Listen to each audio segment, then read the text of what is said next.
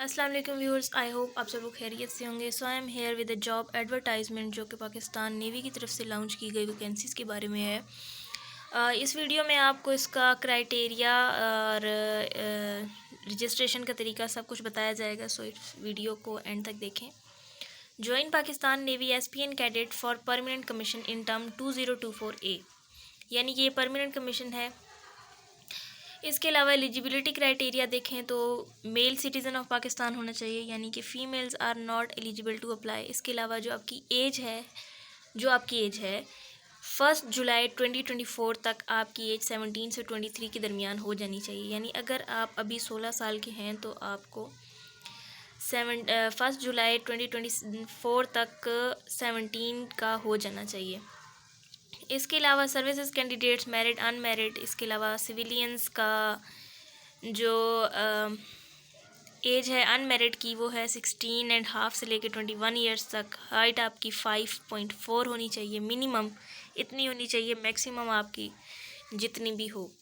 उसके अलावा educational qualification देखें तो the candidates have pass both matric and FSC और O लेवल और A level with at least 60% marks, and part 2 appearing candidates with at least 65% marks in part 1 can also apply with any of the following subjects बताए गए हैं जो कि है physics maths and chemistry, ये एक group है। उसके अलावा physics maths and computer science यानी कि ICS के स्टूडेंट्स। इसके अलावा फिज़िक्स मैथ्स एंड स्टैटिस्टिक्स। और candidates of OA level are required to submit HEC equivalence certificate. जो इंपॉर्टेंट होता है वो OA लेवल के स्टूडेंट्स के लिए इंपॉर्टेंट होता है। FSC part 2 appearing candidates have to provide a hope certificate from the head of respective college institute. अब होप सर्टिफिकेट क्या है? ये आप जब जो फर्स्ट ईयर के स्टूडेंट्स हैं, यानी कि सेकेंड ईयर का रिज़ल्ट अभी नहीं आया, वो क्या कर सकते हैं कि वो अपने रिस्पेक्टिव कॉलेजेस या इंस्टीट्यूशंस में जाकर वहाँ से जाके अपना होप सर्टिफिकेट ले सकते हैं और उस पर प्रिंसिपल के साइन होने ज़रूरी होते हैं। Completion of FSC HSC equivalent examination before 1 July 2024 is mandatory. If a candidate fails to attain 60% marks after providing hope certificate, he will be disqualified at any stage of selection process, discharged during training. यानी कि आपका अभी first year का result आया, first year के base पे आप apply करते हैं, तो सेकेंड ईयर में फॉर एग्ज़ाम्पल अगर आपका आ जाता है 60% से कम मार्क्स आते हैं और आपका 60% नहीं बनता, तो क्या होता है कि आप डिसक्वालीफाई हो जाएंगे। चाहे आप जिस भी स्टेज पर हों, चाहे आप ट्रेनिंग ले रहे हों, चाहे आप सब कुछ पास करके इन हो चुके हों, आपको डिसक्वालीफाई कर दिया जाएगा। आगे इसकी ऑफिशियल वेबसाइट बताई गई है। For information and online registration visit www.joinparknavy.gov.pk। Registration जो है वो 12 से स्टार्ट हुई थी और 26 नवंबर तक है। For queries visit nearest Pakistan navy recruitment selection centers, Abbottabad, DI Khan, Faisalabad, Gilgit, Gwadar. तो अब हम इसका मेथड देख लेते हैं कि इसको रजिस्टर कैसे करना है। How to register? Candidate may register themselves by visiting Pakistan navy website जो कि है www.joinparknavy.gov.pk फ्रॉम 12 नवंबर टू 26 2023, जो कि मैं पहले भी बता चुकी हूँ। आगे नोट लिखा है, application send directly to recruitment directorate at naval headquarters will not be entertained.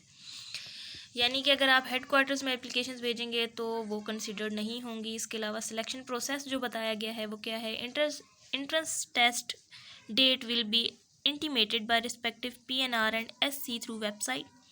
आपकी रोल नंबर स्लिप पे लिखी होती है डेट जिस पे आपको जाना होता है। फिर कंप्यूटर बेस्ड टेस्ट होता है।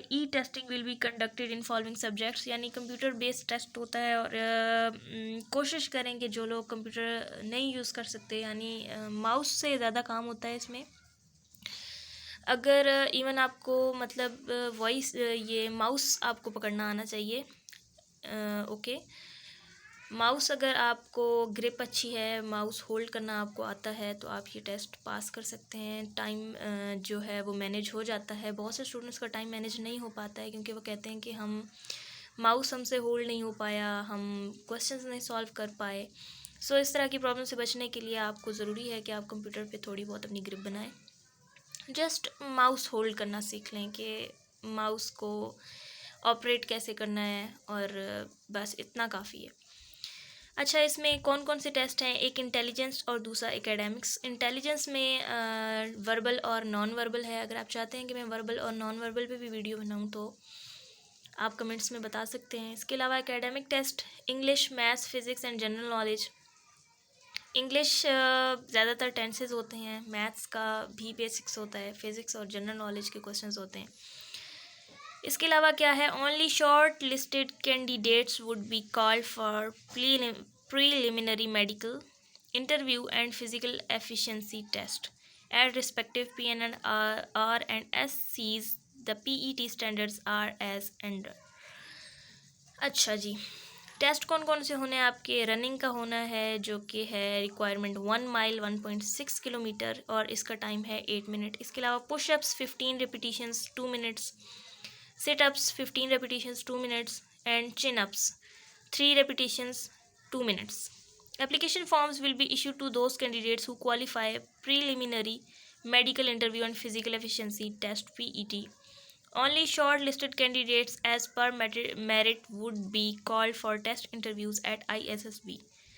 Medical examination of ISSB recommended candidates would be held at authorized CMH PNS Shifa. Final selection will be done by naval headquarters in order of merit. उसके अलावा नोट क्या लिखा गया है? The candidates are advise to get ear waxed and teeth clean by a specialised doctor prior reporting for medical examination. यानी कि आप क्या करना है कि जब आपको बुलाया जाता है मेडिकल के लिए तो उससे पहले अपने टीथ और ईयर जो है वो वैक्स करा लिए जाएं।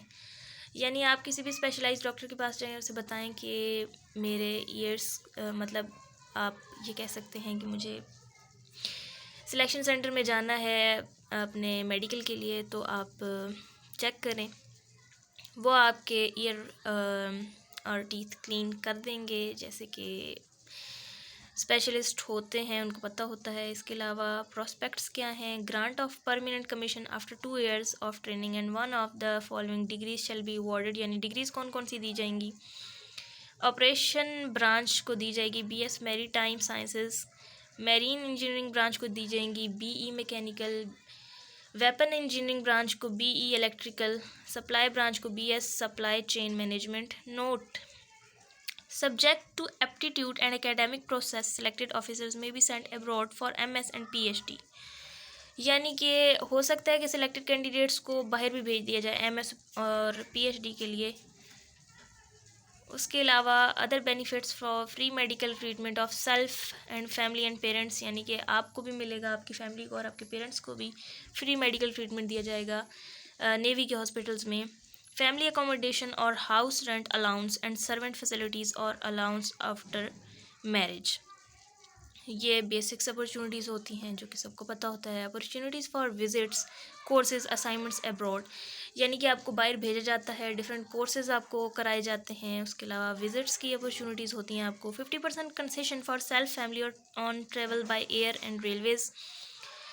Subsidized education of children in Bahria colleges, university, various professional institutions. आगे क्या है? Ineligibility.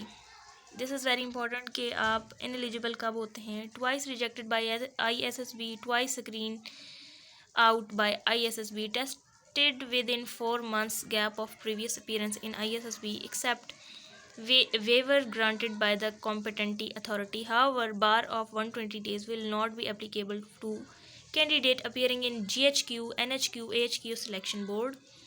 Dismissed, removal, debarred from government services including armed forces.